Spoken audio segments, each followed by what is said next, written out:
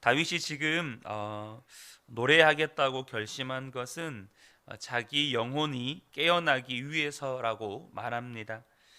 전쟁의 위기 속에서 다윗이 진짜 걱정했던 것은 전쟁에서 패하는 게 아니고 하나님에 대한 확신이 무너져 가고 있는 자신의 영혼이었습니다. 하나님의 믿음이 흔들리고 있는 자기의 영혼을 바라볼 때 다윗은 정말로 두려워했다는 것이죠. 영혼이 살아있는 사람과 영혼이 죽은 사람은 똑같은 상황에서 전혀 다른 생각, 다른 반응을 합니다. 영혼이 살아있는 사람은 어떤 처지와 형편에서도 하나님을 찬양하기로 결단하는 것입니다. 또한 주님께 드리는 그 찬양이 나의 영혼을 더욱더 깨우는 것이죠. 공모전의 여왕이라는 박신영 씨라는 분이 있습니다. 이분은 공모전 23관왕이라고 하는 엄청난 기록을 가지고 있는 분입니다. 그런데 박신영 씨가 믿음이 좋은 분이어서 기독교 TV에 간증으로 한번 나온 적이 있는데요. 자기에게 그런 믿음을 전해준 그 부모님 이야기를 하셨습니다. 박신영 씨 아버지는 자기가 무슨 일을 하든 신영아 하늘을 바라봐 그렇게 대답을 한다는 것입니다. 아빠 친구들이랑 요즘 어려운 일이 생겼어요 라고 말을 하면 아버지의 대답은 신영아 하늘을 바라봐. 하나도 은혜가 안 되더라는 것입니다. 어떻게 그렇게 무책임하게 말할 수 있을까라고 생각을 했다는 거예요. 뭐 좀 질문을 하면 자세하게 들어보고 해답도 제시해 주고 해야지 하늘만 무조건 바라보라고 하면 어떻게 하느냐라는 생각이 들더라는 것입니다. 그런데 한 번은 아버지가 사기를 당해서 살던 집에서 쫓겨나서 무작정 어디론가 떠나야 하는 상황에 처하게 되었답니다. 이삿짐을 거의 길거리에 내동댕이 치는 것처럼 쫓겨나는 신세가 되어서 겨우 몇 가지 이삿짐을 챙겨서 차에 싣고 아버지가 출발을 하는데 이사할 집을 정해놓고 출발을 한 게 아니고 갈 곳도 정해지지 않은 상태에서 그냥 차에다 짐만 싣고 출발을 한 겁니다. 그런데 아버지가 하는 이야기가 하나님이 예비해 놓은 곳으로 간다 이렇게 말씀을 하시더랍니다. 아니 하나님이 어디를 예비해 놓으셨는데? 라고 질문을 하니까 또 아버지는 신영아 하늘을 바라봐 이렇게 대답을 하더라는 거예요. 너무 짜증이 나서 엄마 어떻게 좀 해봐 그랬더니 엄마가 하는 이야기가 하나님이 순적하게 인도하실 거야 라고 대답했다는 거예요. 아니 무슨 하나님이 순적하게 인도해? 엄마 돈이 있어? 정말로 속 터지는 날이었는데 그날 들렀던 어느 부동산에서 믿어지지 않는 집 주인을 만나고 시세와는 전혀 맞지 않는 월세로 집을 얻을 수 있게 되었다는 것입니다. 그날 밤에 집에 들어가서 자면서 하나님이 순적하게 인도하셨구나 이것을 믿지 않을 수가 없었다고 합니다. 그런 어려운 일이 생길 때 하늘을 바라봐. 여러분 이 말은 너무 막연하게 들리는 말입니다. 형편이 좋을 때는 하늘을 바라봐 이 말이 참 은혜가 될지도 모르겠지만 정말로 다급하고 어디로 가야 될지도 모르는데 그런 상황에 있을 때 아버지가 적어도 이런 말을 해주기를 바랬답니다. 신영아 아버지가 그동안에 모아둔 돈이 있어. 이렇게 이런 말을 해주면 얼마나 좋겠습니까? 아니면 어떤 사람이 찾아와서 우리가 당신을 도와주겠습니다. 뭐 이렇게 되어야 하지 않겠습니까? 진짜 아무런 대책 없이 아무것도 가진 것 없이 차를 운전해서 그냥 떠나는 아버지는 뭐며 또 하나님이 인도하시는 곳으로 간다고 생각하고 떠나는데 아버지는 입에서 룰루랄라 찬양이 나오는 것입니다. 도대체 이 상황에서 어떻게 노래를 부를 수 있는가? 어떻게 찬송이 나올 수 있는가? 그런데 어머니가 자기가 들고 있는 핸드백을 보면서 신영아 이거 네 거니? 엄마 줄 수 없어? 그러면서 이렇게 뺏어 가서는 엄마 손에 걸어보고 운전하는 아빠한테 여보, 나 어울려요? 라고 말을 하더라는 거예요. 여러분, 지금 이럴 상황이 아니지 않습니까? 지금 어떤 형편에서 가고 있는데 자기만 그 차 속에서 끙끙거리고 있었지, 엄마 아빠는 어떻게 그렇게 소풍 가듯이 즐거워하며 갈 수 있는지, 그날 부모님으로부터 어떤 상황과 형편과 상관없이 누릴 수 있는 기쁨의 유산을 받게 되었다는 것이죠. 박신영 씨도 이렇게 자라가면서 여러 가지 많은 어려운 일들을 겪었는데 어떤 일을 만나도 하나님 책임져 주실 줄 믿습니다. 그리 아니하실지라도 하나님께 감사합니다. 이것으로 충분합니다. 그런 믿음을 갖게 되었다는 것입니다. 다윗이 오늘 본문에서 그렇게 사모했던 믿음, 어떤 상황에서도 하나님이 믿어지는 확신, 이것이 시편 108편을 통해서 저와 여러분에게 다윗이 전하는 메시지입니다. 여러분, 다윗도 사람이죠. 그래서 흔들릴 때가 있었습니다. 그래서 시편 108편을 읽어보면 다윗이 정말로 다급한 상황에서 하나님 도와주세요, 하나님 살려주세요, 이런 기도를 한 것을 볼 수 있습니다. 6절을 보면 주님의 오른손을 내미셔서 주님께서 사랑하시는 사람을 구원하여 주십시오, 나에게 응답하여 주십시오. 다윗도 다급한 상황에 몰렸다는 것이죠. 그런데 다윗의 마음 안에 하나님의 약속이 기억이 나는 것입니다. 7절부터 9절인데요. 하나님께서 그 성소에서 이렇게 말씀하셨습니다. 내가 크게 기뻐하련다. 내가 세겜을 나누고 숫곳 골짜기를 측량하련다. 길르앗도 나의 것이요 므낫세도 나의 것이요 에브라임은 나의 머리에 쓰는 투구요 유다는 나의 통치 지팡이이다. 그러나 모압은 나의 세숫대야로 삼고 에돔에는 나의 신을 벗어던져 그것이 내 소유임을 밝히련다. 블레셋을 격파하고 승전가를 부르련다. 하나님께서 분명 성소에서 이러한 예언의 말씀을 주신 것이 기억이 나는 겁니다. 그렇다면 모압이나 에돔이나 블레셋도 다 하나님의 것이라는 것이 아닌가?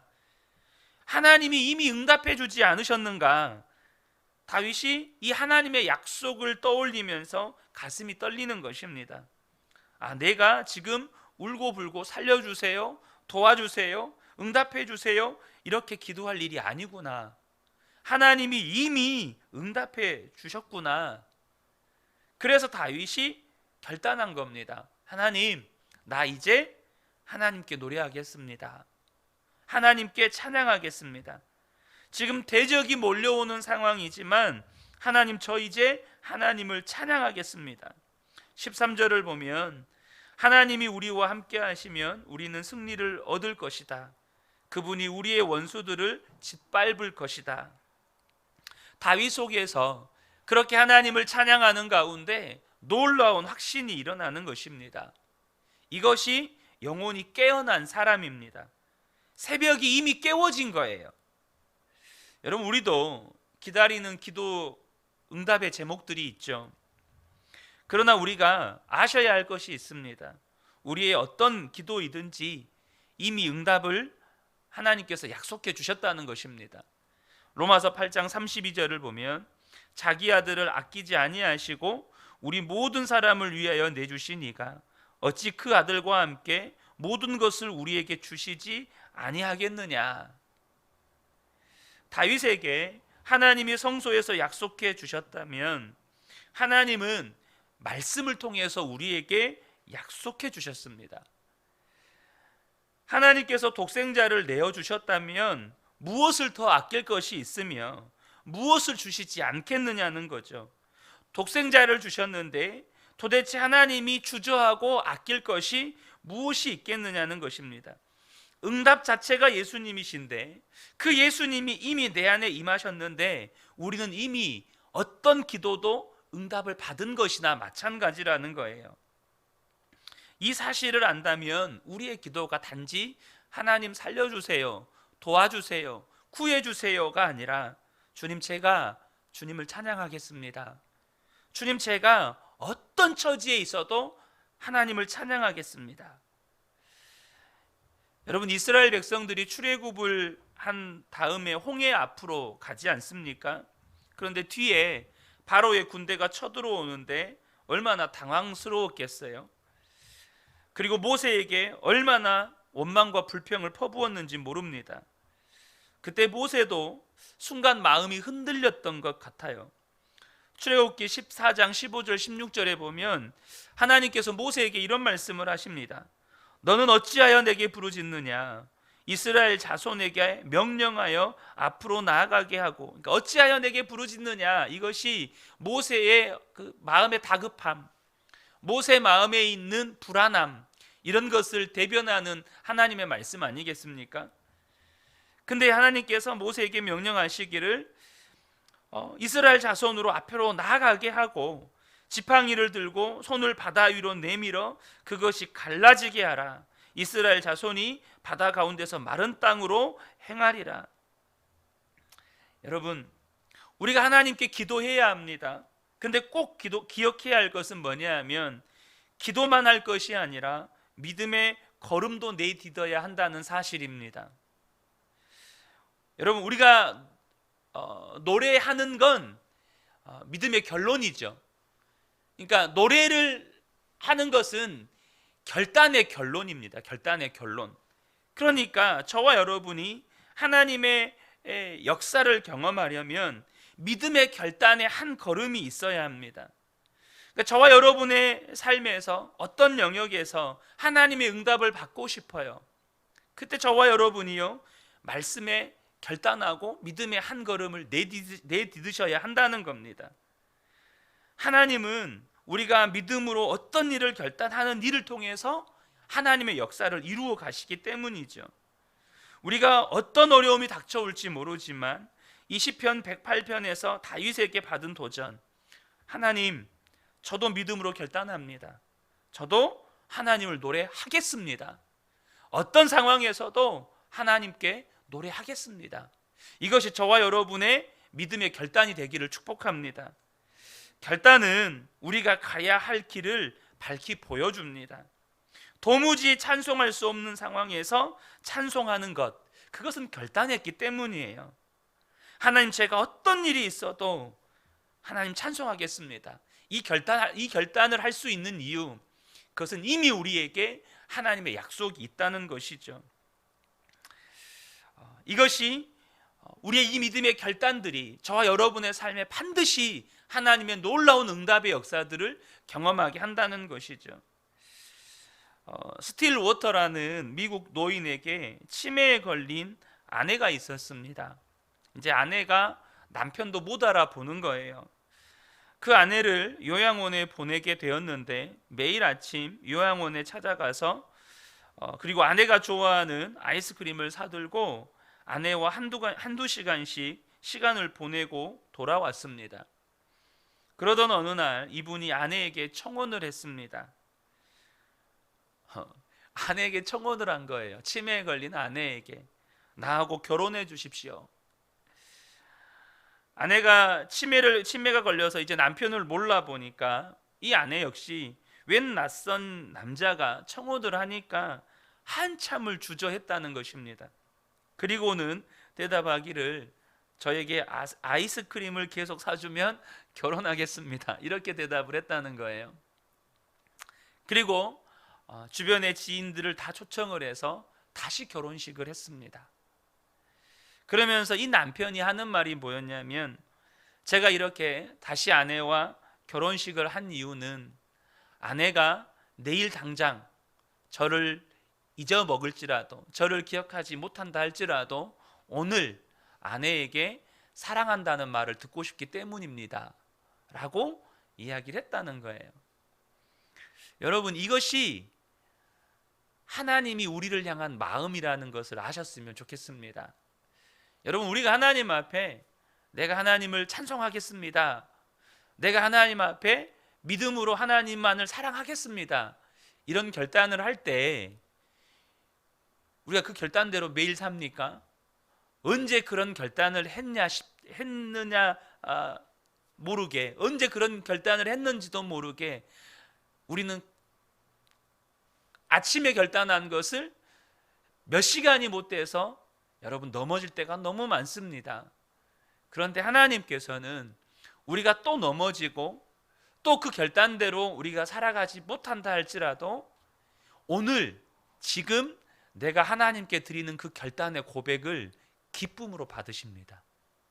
당장 내일 우리가 그 결단대로, 아니 당장 내일이 아니라 당장 몇 시간 후에 그 결단이 아무것도 아닌 것처럼 그냥 내가 그렇게 살더라도 하나님은 지금 내가 드리는 그 결단, 하나님 제가 하나님을 찬양하겠습니다.